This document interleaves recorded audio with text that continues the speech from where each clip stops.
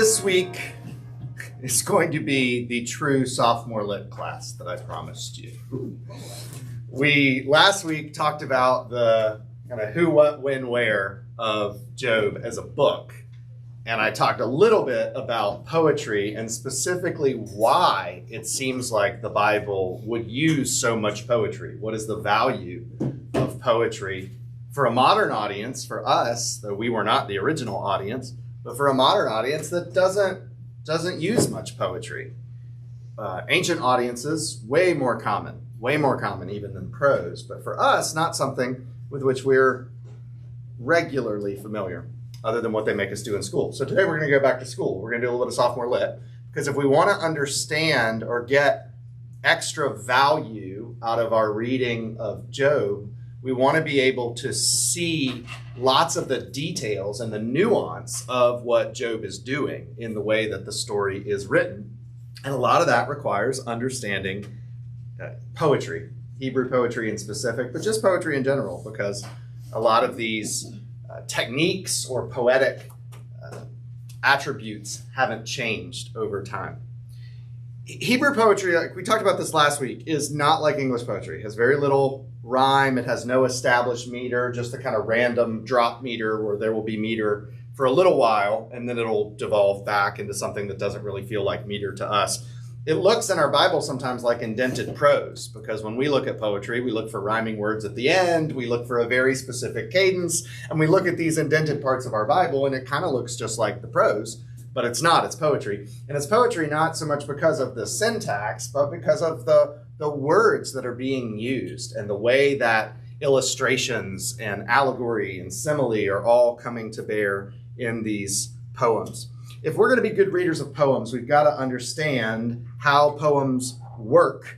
And so we've got to do a little bit of, as I said, sophomore lit. So first, let's just talk about structure, because while there isn't a particular meter to Hebrew poetry, there's definitely structure, and that's how we will talk about it. It's how you evaluate which words go together. That's why this matters for thinking about poetry, is when I see 50 lines of poetry, yes, all 50 may make up the same poem and have some meaning together, but in terms of interpreting individual phrases or sentences, what goes with what? So we all know that poetry is made up of lines, right? That's the most basic unit, a line. A line may not be a sentence. Quite often, a line is not a full sentence. It's a part of a sentence. It's a phrase. And in your Bible, a line will be represented by, wait for it, a line. It will be the words on one line of text. So that's super helpful. We appreciate that. Groups of lines are called strophes. H-E-S. And then groups of strophes, anybody know what they're called? Yeah. Stanzas. See what you did there. Yeah, groups of strophes are called stanzas. So those are the basic building blocks.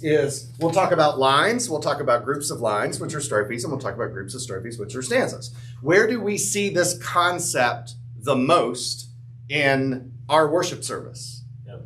Hymns. Hymns are made up of lines, which create strophes, which create stanzas. We use the word verses these days for sing the fourth verse, but we really mean sing the fourth stanza. It is an independent unit that is part of the bigger unit, which is the hymn itself. And you see in hymns all the great parts about poetry, that you can have these really incredible just turns of phrase or idea that paints a word picture in your mind that is part of the biggest picture, the hymn itself, but also part of this smaller picture of that particular verse and the role that word picture plays in the verse. When we talk about lines, we talk about colons, not that kind of colon, but a single line that stands by itself, or more often we talk about bicolons or tricolons. It's pretty self-explanatory, right? But the idea is that line meant to be interpreted and understood just in and of itself, or is it part of a pair? There's two lines, and in order to really understand it, you need both because they inform each other, or is it part of three? And sometimes you can't understand when something is in a bicolon or a tricolon, you can't understand rightly what one line means apart from the other two. And it's interesting because when we think about poetry, we probably think about poetry as extra language, right? Oh, that's not necessary. Prose would be so much shorter, so much more efficient. Poetry is just for people who want to add all of this fluff to what they're trying to say. It's actually quite the opposite. Poetry is very terse. Poetry uses what we call economy of expression. Poetry leaves out words, and it's up to you as part of the understanding to figure out what part they left out. Think about it. If you speak a normal prose sentence, you need a lot of conjunctions in your sentence, don't you? How many conjunctions are in poetry? They just skip them all the time. You just leave them out. They're not that important. There's also in poetry something that's called gapping. Gapping is the ... effect, the ellipsis effect. The Seinfeld would call it the yada, yada, yada effect, right? we're gonna leave out some words here because for economy, you know what goes in there. You know what I would have said in the middle, so I can skip that whole part and get right to the punchline, right to the end. That's called gapping.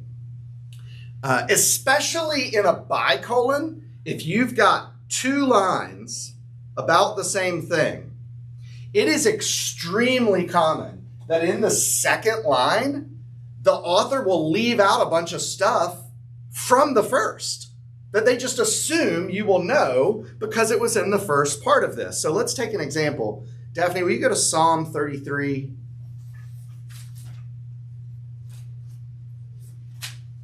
Yes. Psalm 33:12. Blessed is the nation whose God is the Lord, the people whom he has chosen as his heritage. All right, so blessed is the nation whose God is the Lord. That's line 1.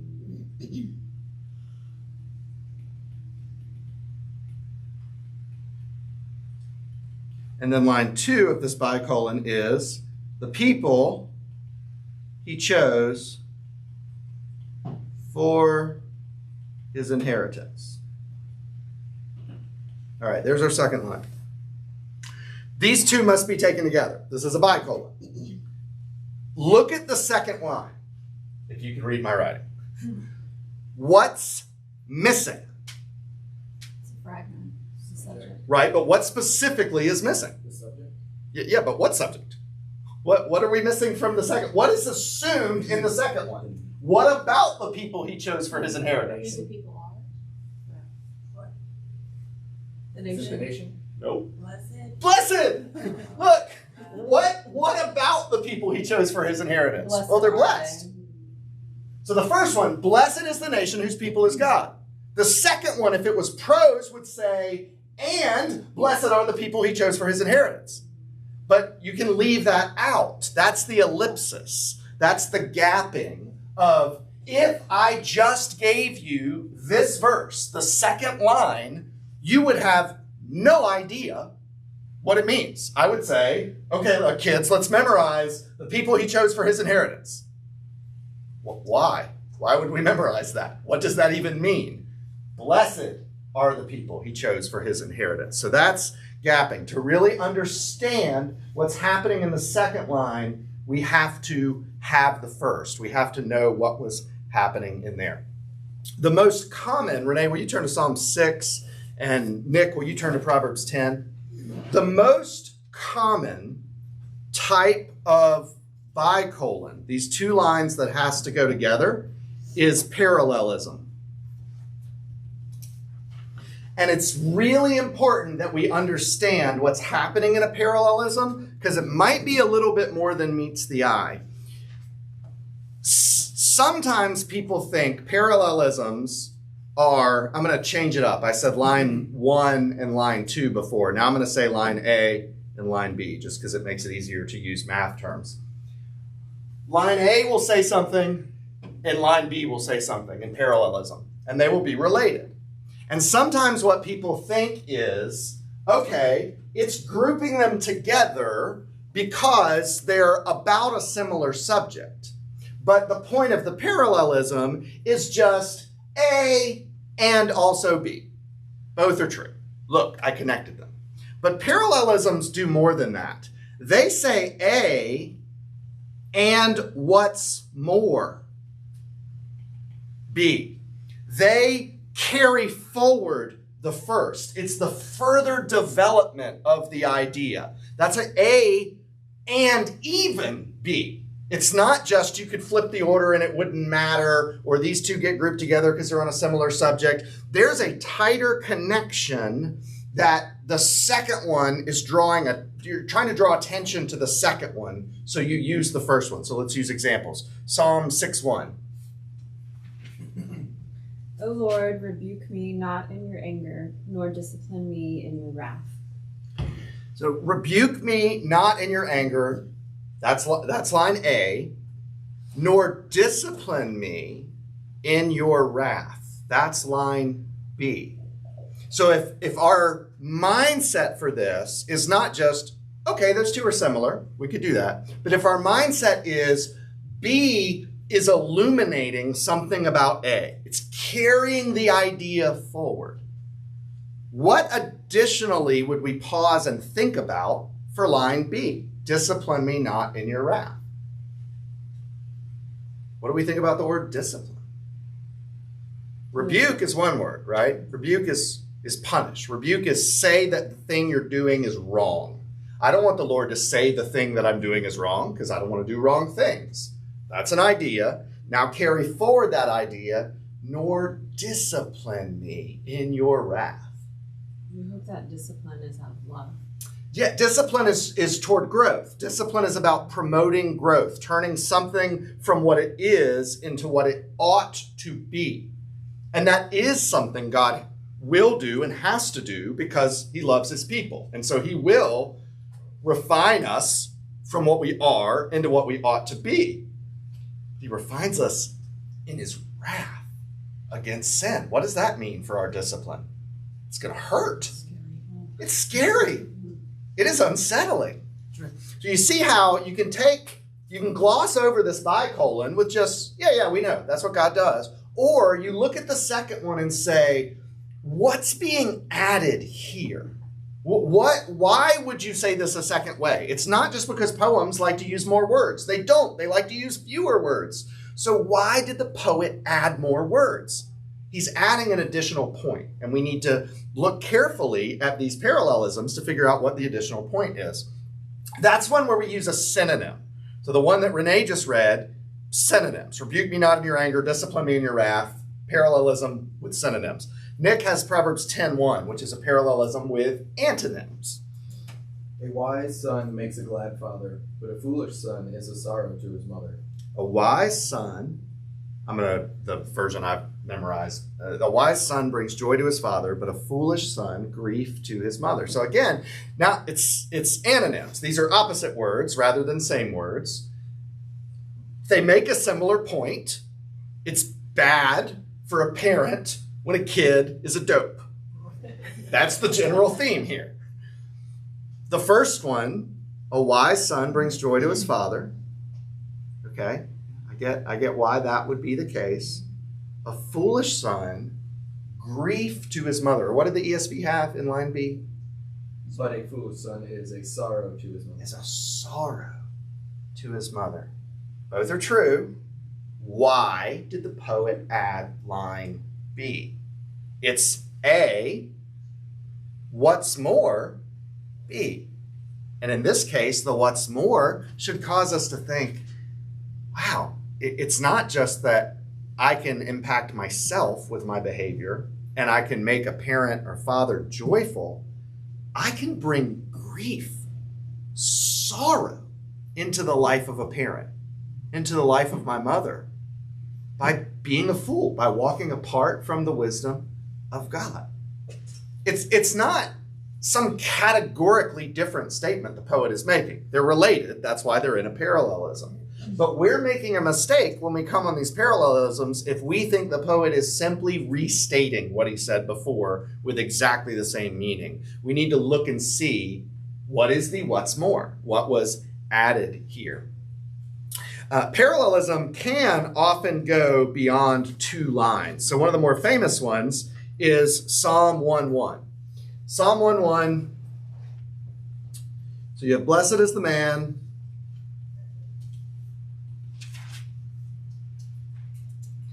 That's A. And then B, who walks not in the counsel of the ungodly. I'm not going to write all that out. You couldn't read it anyway if I did. C, nor stands in the path of sinners.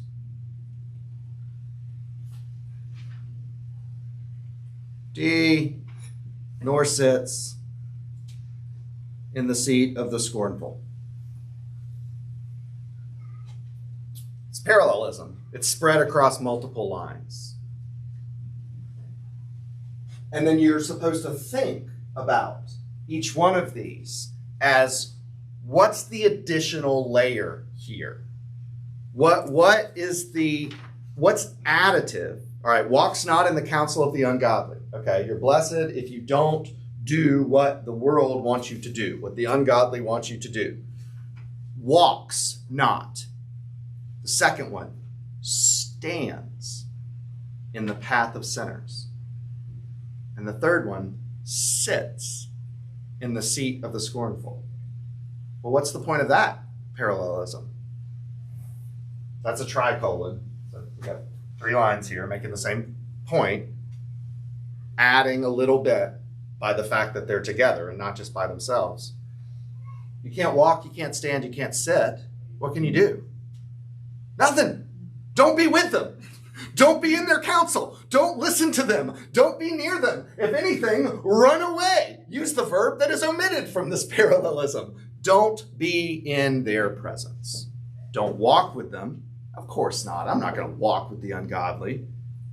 But would you stand in the path of sinners? Oh, I mean, I'm not the one doing it. I'm just, so they can do what they're going to do.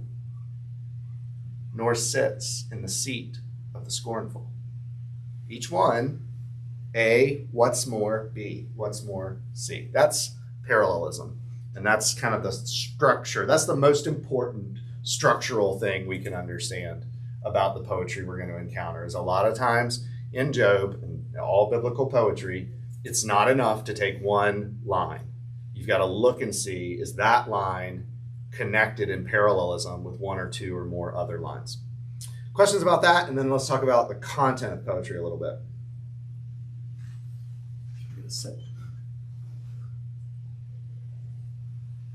All right, let's talk about content then. Poetry uses lots of images, lots of word pictures. And sometimes this is simply through mentioning 2 different things. All you have to do is invoke the image, and people's minds will already start doing the work you want them to do if they're listening carefully. So if I write a line of poetry and I include the word rock and I include the word water, a careful reader is going to notice those, and their mind is going to either have a picture or start comparing them or start contrasting them, thinking about why did he use those words? What's the role that those images play in the poem? That's what a simile is, right? The simile is a comparison of 2 things with the word like. So Pam, can you go to Psalm 102? John, can you go to Psalm 23? And Crystal, can you go to Psalm 96?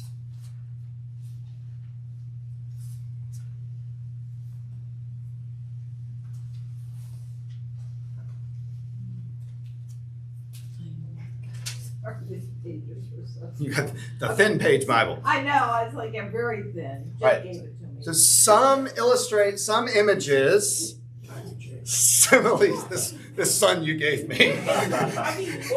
He brings grief to his mother, is what I've heard. All right, some of these are very, very simple. The image is invoked as a simile for a very straightforward purpose, but it's still poetic and helpful. So Pam, Psalm 102:9. For I eat ashes like bread. That's it. I eat ashes like bread. What does that say? I mean, yeah, you're all making the face. Yeah. Ugh, that's some sorrow, right? Yeah. That is somebody who's you had a great meal, but there was one thing about it you didn't like, and that's the taste you can't get out of your mouth for the next several hours. That's what it's like walking through life. Ashes like bread. Everywhere I turn is tinged with sorrow. I can't get the taste out of my mouth. What a powerful image. That's the value of the poetry there. Psalm 23. So that's a simile, right? Direct comparison of two things. The comparison of two things with the word like. Ashes like bread. You don't have to have a simile. You don't have to use the word like. You can just do direct comparison. So Psalm 23:1. The Lord is my shepherd, I shall not want. The Lord is my shepherd. The Lord is not like my shepherd. The Lord is my shepherd. It is a direct comparison. Also in this vein of imagery is what's called personification. And that's when you attribute human attributes to something that is not human. So Psalm 96:11 and 12.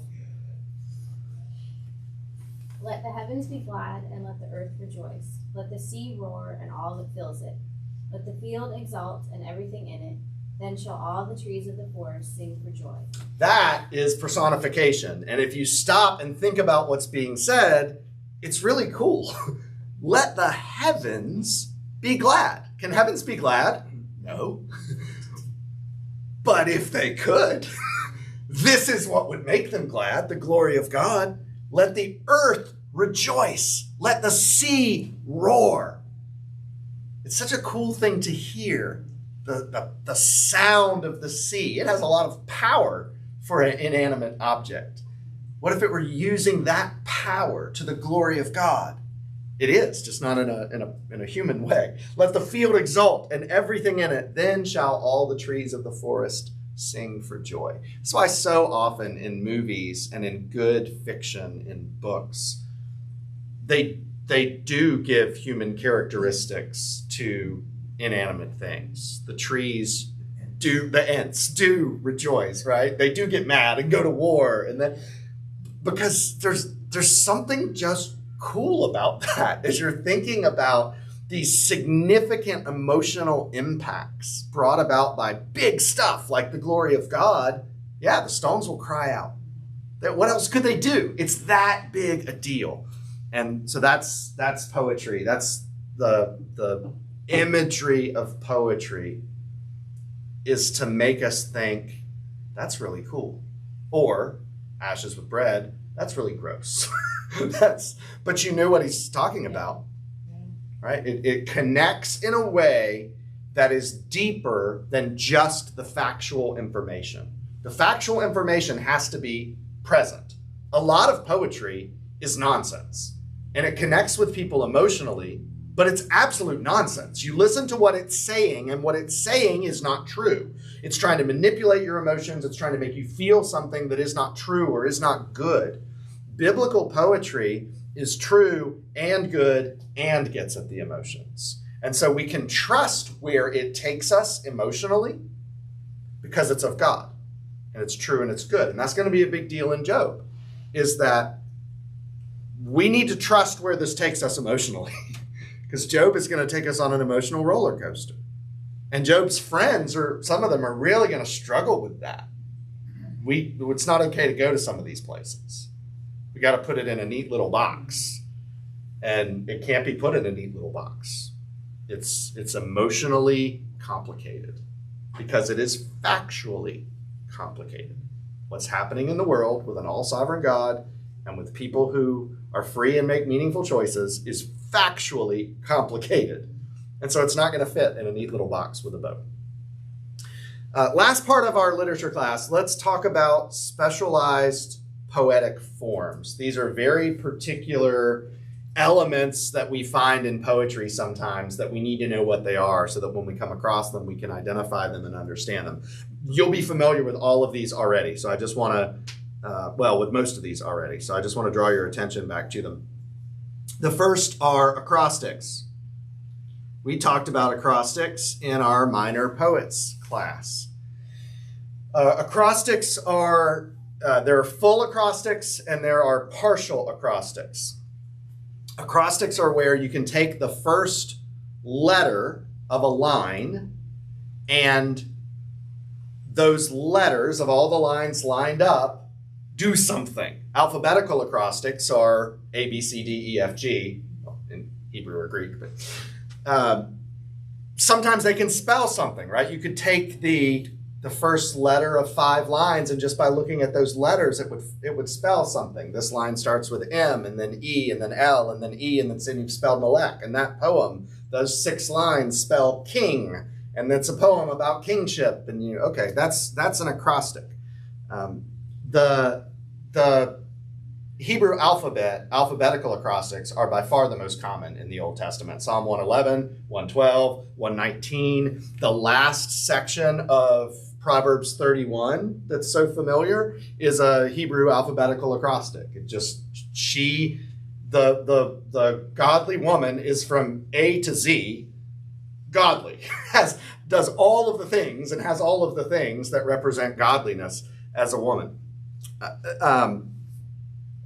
These help in memorization for people who didn't have access to written scriptures all the time. Alphabetical acrostics help you memorize it. If your goal is to memorize scripture, we tend to put it to music or break it down into small chunks. They tended to put it in acrostics so that you would have a memory prompt for what is the next line. But they also represent things. I mentioned Proverbs 31.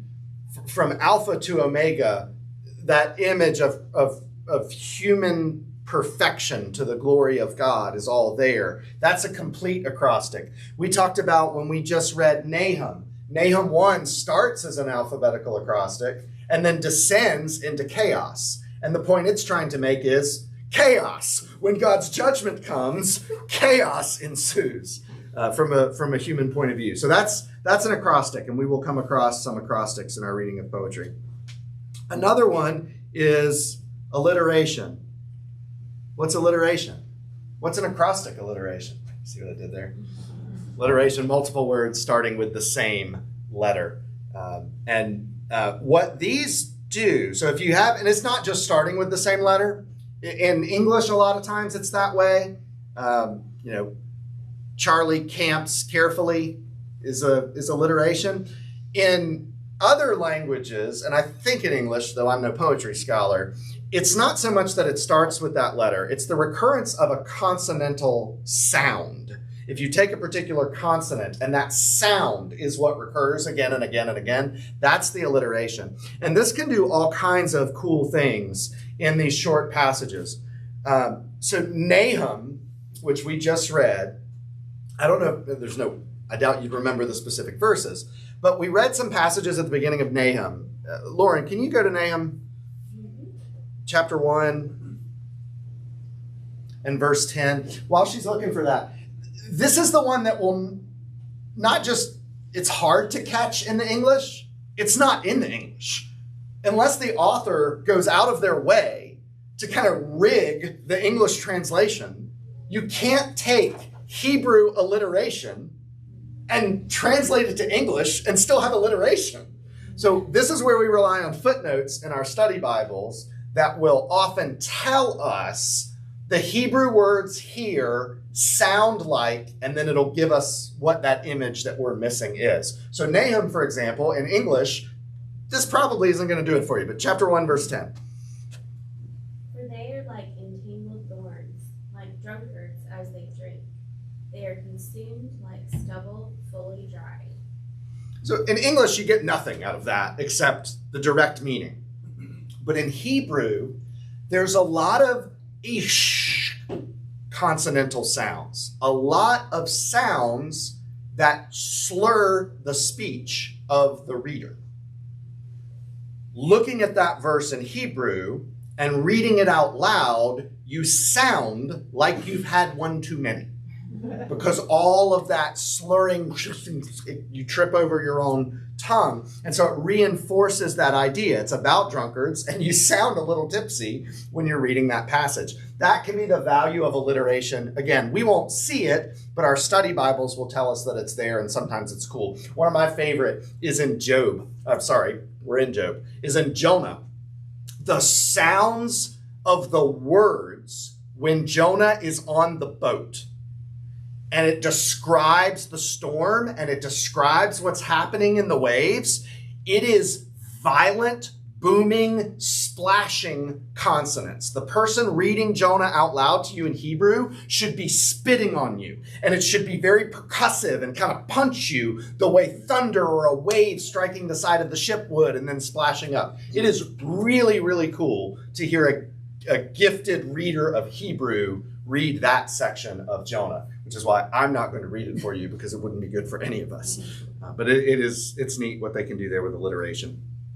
Another one is assonance.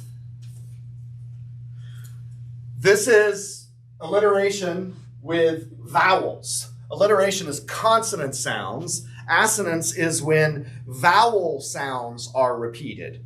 The most notable example of this in our recent experience is back when we were in the book of Ecclesiastes in worship. And if I had read to you Ecclesiastes 1 in Hebrew, I would have made a lot of sort of breathy, owl-ish whoo sounds, as if wind were blowing around the room, right? Because that fits right in with what's happening there in Ecclesiastes 1, that kind of howling of the wind sound.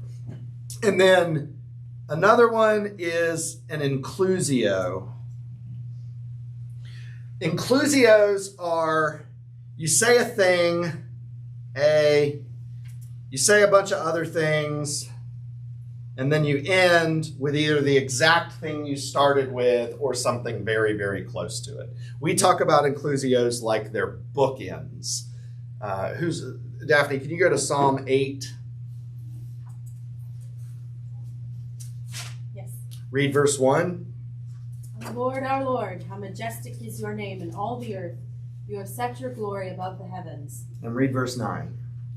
O Lord, our Lord, how majestic is your name in all the earth. What does that tell us about everything that comes in between those two verses?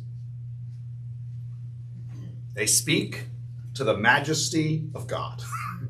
They're about the majestic name of God. The bookends tell us how to best understand what's in between. And that's the value of an inclusio. So those are our poetic techniques. There's a lot there. It's sophomore litty, but I don't expect us to sit down and look at Job with our lined paper and diagram sentences. And although if you think that's fun, then have at it. But I do expect us to read Job with a desire to understand it. And to understand it at something deeper than just a superficial level. And if you're going to understand Job at a deeper level, you have to understand poetry. You have to be able to look for it, to know it when you see it, and to have some understanding of what's happening here. Why is this parallelism here? It's not just that these two ideas are related. It's that we're supposed to look more deeply into the second one. What's the difference between the second one and the first? What got added? What got amped up? And that's something that is good for us to meditate on. Both are true, but there's something more here. I mean, you who are big readers and have favorite authors,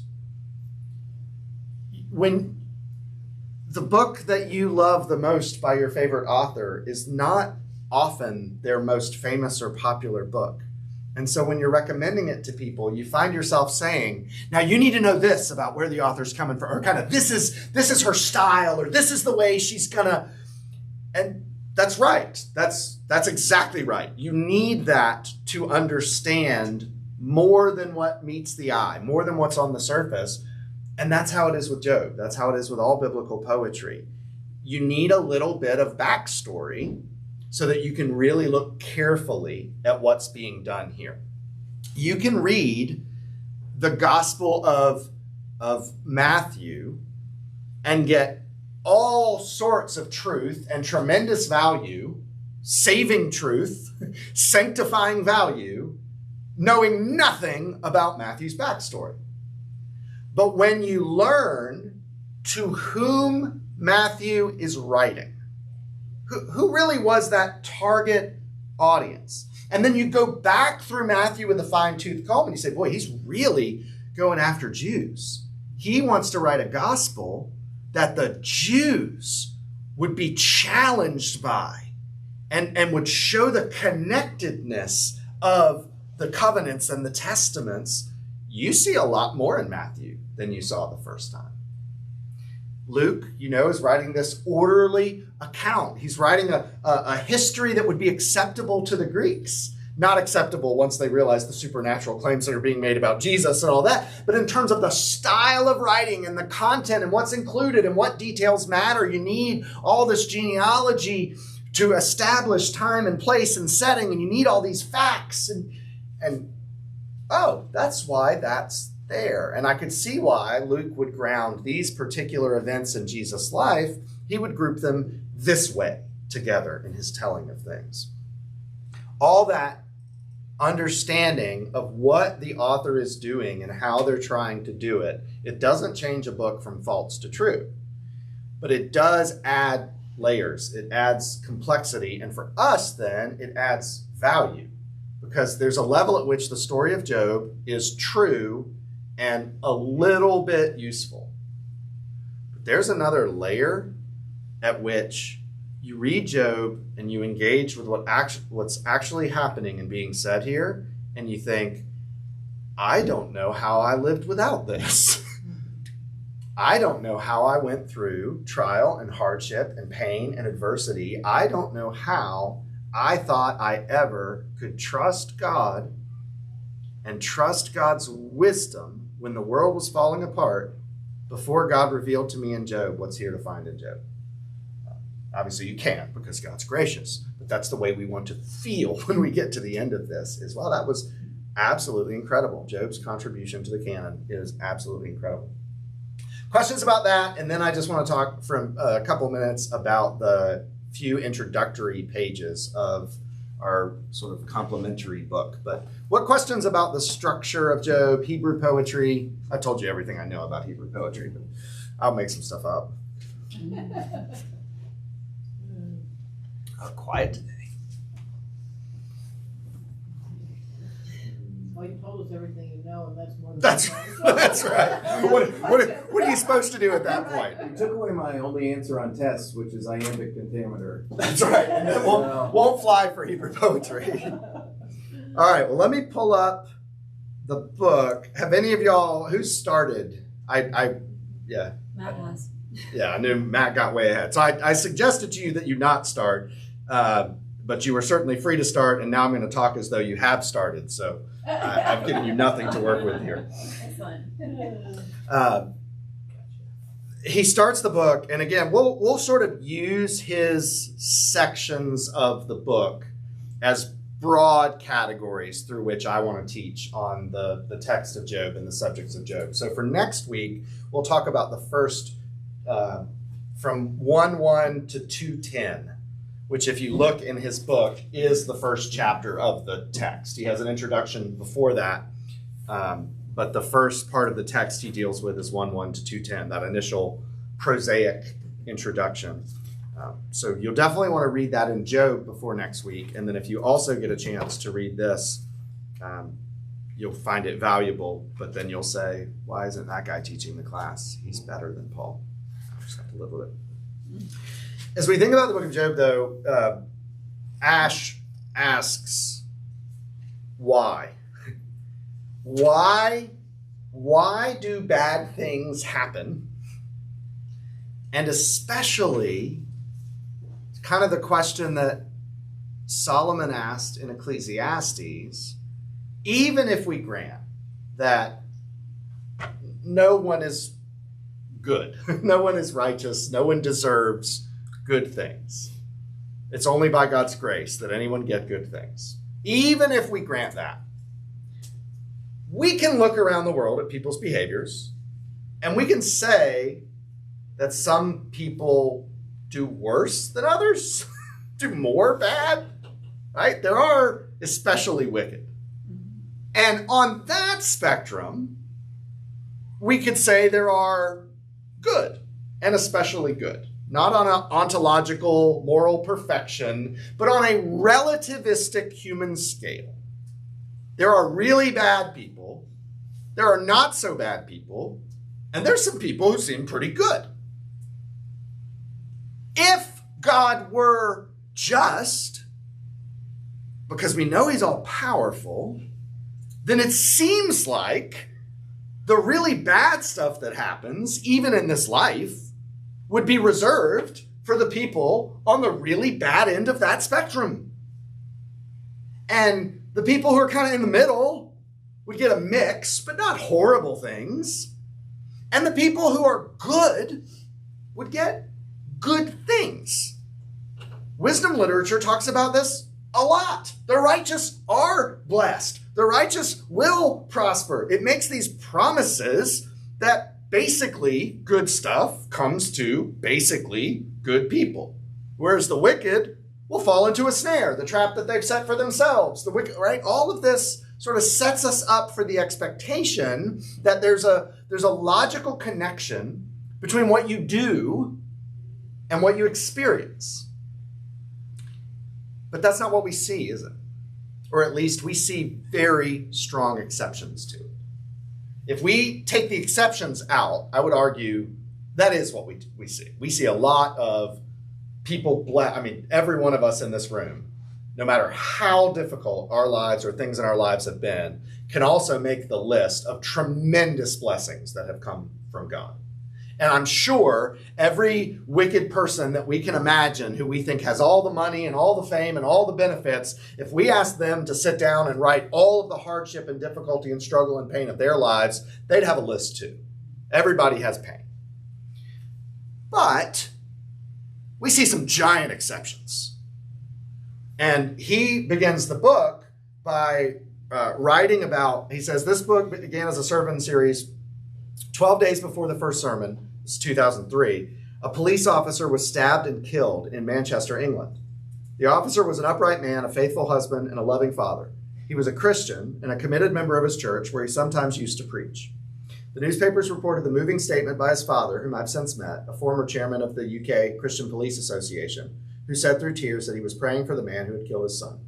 The media told of the quiet dignity of the officer's widow. They showed the happy family snapshots with his teenage sons and daughters. So why was he killed? Does this not make us angry? If we're going to be honest, we will admit that there were others who deserved to die more than he did.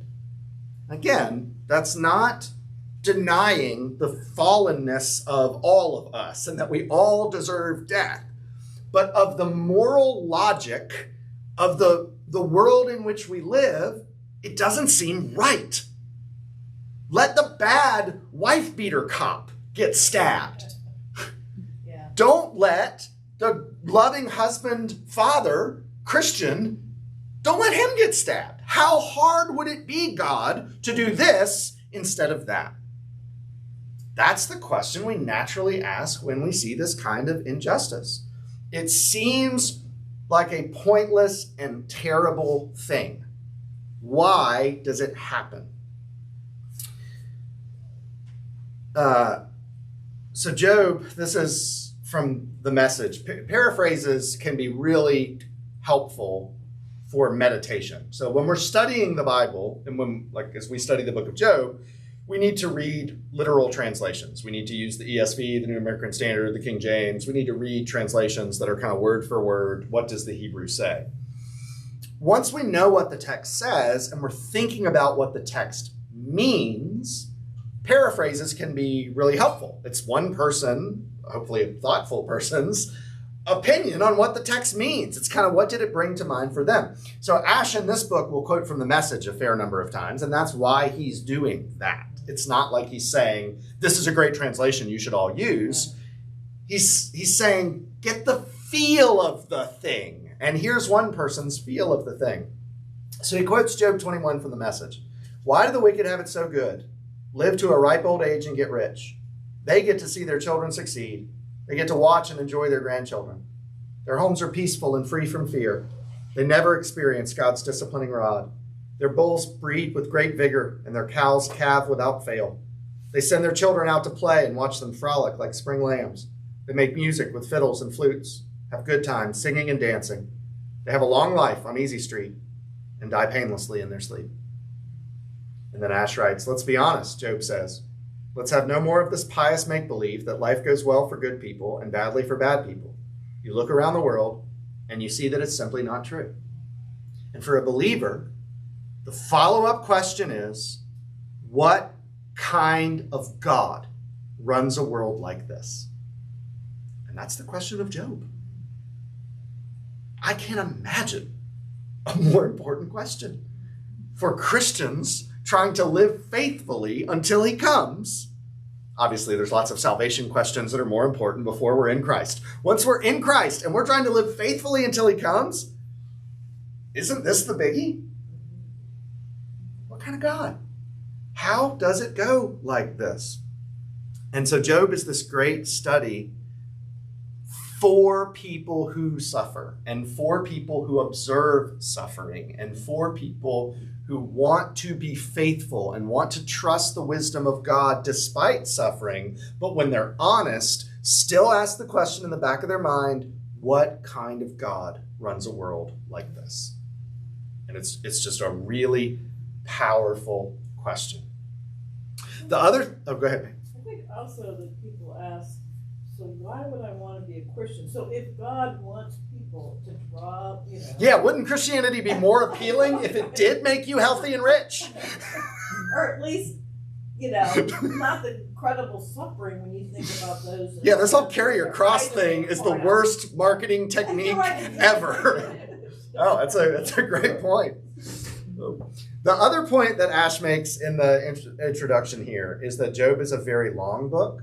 And this wasn't something I'd really thought about until I'd read it here.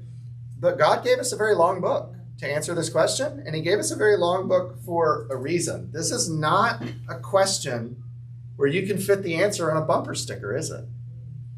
And that's so often what we want. We want the soundbite. We want the fast answer, especially when we're trying to comfort someone else. So this is a good warning for us. This is God's gift to his people, to comfort his people in light of that question. What kind of God allows this to happen? God uses 40 chapters of Job to answer this question for his people. And when we come upon someone who's suffering, we try to console them with a sentence, a truism, 2 verses. We can unintentionally really trivialize what they're facing and oversimplify the answer in a desire to be compassionate, to be loving, and to make them feel better. Mostly we just want people to feel better. We don't like being around people who feel bad. We want to do everything we can to make the person who feels bad not feel bad. That's human nature. And we will say anything. A lot of times we end up saying stuff that isn't true, which is really not good. But then even trying to say things that are true, we say things that are either irrelevant or, very often with suffering, incomplete. There is no one verse you can read from Job that is a person's comfort in that moment. They need the whole book. They need all of this. And that's why God gave us all of this. Job starts crazy. He uses the word frenetic, just this unbelievable sequence of events. And then it really, really slows down. It becomes a book of 38 chapters of individual conversations. It gets real slow because working through grief is real slow. There is no quick fix. So I would say what Ash says at the end of his introduction here, which is he didn't say this, I'm saying he wrote a great little book. This is fantastic. This book is no substitute for reading the book of Job. You got to read the book of Job. This will help, The class will help, but you've got to read the book of Job. He uses the great example. When Daphne and I travel, we like to buy the little Rick Steves guidebooks for wherever we're going. And it's not gospel.